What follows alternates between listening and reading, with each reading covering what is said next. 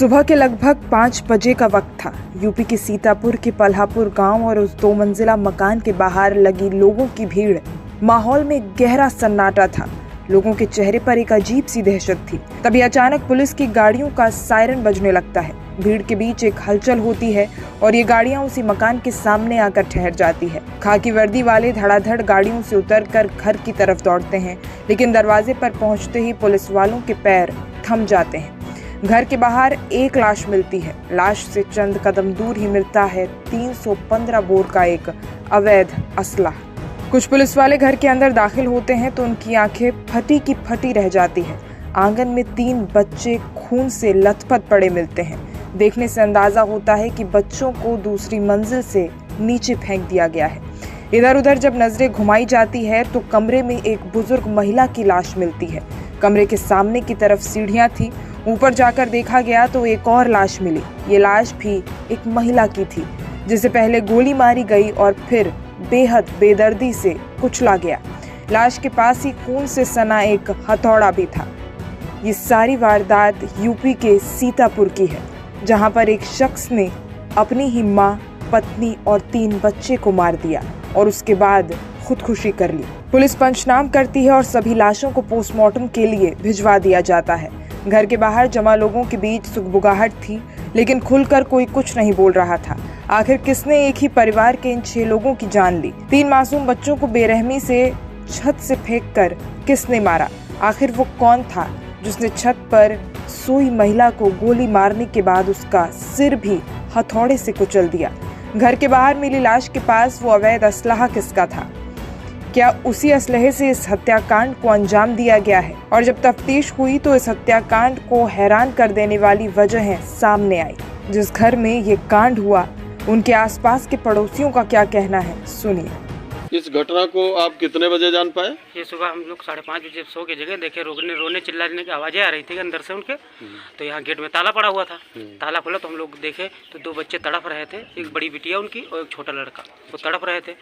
तो उनको उठा के गाड़ी में डाला गया और वो एक गाड़ी और उनके परिवार के लोग 2 लोग उसी में बैठ के लेके गए। और यहाँ फिर अंदर जब लोग गए तो सब खून से लथपथ लाशें पड़ी हुई थी। अच्छा, लाशें कहाँ थी? पिंकू की लाश कहाँ थी? पिंकू की लाश घर से जब गैलरी जाएंगे तो दाहिने बाएं हाथ पड़े और उनकी मम्मी, पिंकू की दाहिने हाथ और मम्मी की बाएं हाथ। अच्छा, कमरे में पत्नी के सबसे ऊपर छत पर हाँ, एक चारपाई पर पड़ी थी। और 2 बच्चे बाहर थे? 3 बच्चे बाहर। 3 बच्चे बाहर थे? तीनों बच्चे बाहर। अच्छा, बच्चों की सांसें चल रही थी? 2 बच्चों की सांसें चल रही थी। एक बच्चा मर चुका था? एक बच्चा अहमदाबाद में एक्सपायर हुआ, एक लखनऊ को नहीं पहुंच पाया। अच्छा, ये अनुराग जो है, इनके सांस चल रही थी? नहीं, ये तो कुछ नहीं, ये सब बिल्कुल ठंडे हो चुके थे। अच्छा, खून एकदम तुरंत का ताजा था कि? नहीं, खून का जो रिसाव था वो दूर तक बहा हुआ था। उस समय बह रहा था? जब उस समय तो नहीं, लेकिन हाँ ये जरूर था कि वो खून जमा नहीं था। उस समय तक खून जमा नहीं था। ये परिवार था अनुराग सिंह का, जिसकी लाश पुलिस को घर के बाहर मिली। उसने ही गोली मारकर अपनी मां और पत्नी की जान ली थी। 3 बच्चों को भी उसी ने छत से फेंक कर मारा। गांव वालों से पूछताछ हुई तो इस हत्याकांड की कहानी सुनकर पुलिस के आला अधिकारी भी चौंक गए। घर में किसी तरह की कोई आर्थिक समस्या नहीं थी। अनुराग सिंह के पास 100 बीघा का खेत था। पत्नी लखनऊ में एक इंश्योरेंस कंपनी में अच्छी नौकरी करती थी। 3 बच्चों के साथ हंसता खेलता परिवार था। पिता का निधन हो चुका था और मां अनुराग के साथ ही रहा करती थी। तो फिर अनुराग ने ऐसा क्यों किया? गांव वालों की माने तो पिछले 3 महीनों से अनुराग को शराब की लत लग गई थी। शराब की वजह से उसने खेती पर ध्यान देना भी छोड़ दिया। वो हर दिन शराब पीकर आता और किसी न किसी बात को लेकर झगड़ा करने लगता था। शराब की वजह से ही उसका स्वभाव काफी उग्र होने लग गया था। पत्नी और मां ने उनसे शराब छोड़ने को कहा, लेकिन जब उसने दोनों की बात नहीं मानी तो वो उन्हें नशा मुक्ति केंद्र लेकर गए। इस बात से अनुराग काफी नाराज हुआ। उसे लगा था कि अगर वो नशा मुक्ति केंद्र में भर्ती हुआ तो गांव वाले क्या सोचेंगे, उसकी बदनामी होगी। वहीं अनुराग और उसकी पत्नी के बीच अक्सर नौकरी की बात को लेकर भी झगड़ा होता था। मीडिया रिपोर्ट्स के मुताबिक अनुराग की पत्नी अक्सर उसकी शराब की आदत और खेतों पर ध्यान न देने को लेकर उसे टोकती रहती थी।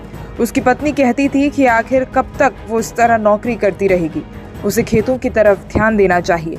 अगर वो इसी तरह शराब के नशे में डूबा रहा तो बच्चों के भविष्य का क्या होगा? गांव वालों से बातचीत करने के बाद और उनसे जानकारी लेने के बाद यही पता लगा कि अनुराग सिंह काफी नशे में रहता था। और कई ऐसे पहलू निकल कर सामने आए हैं जिससे वो अपने परिवार वालों की जान ले सकता है। पुलिस वालों का कहना है कि तफ्तीश जारी है, आगे जो भी मामला सामने आएगा उसे जरूर रखा जाएगा।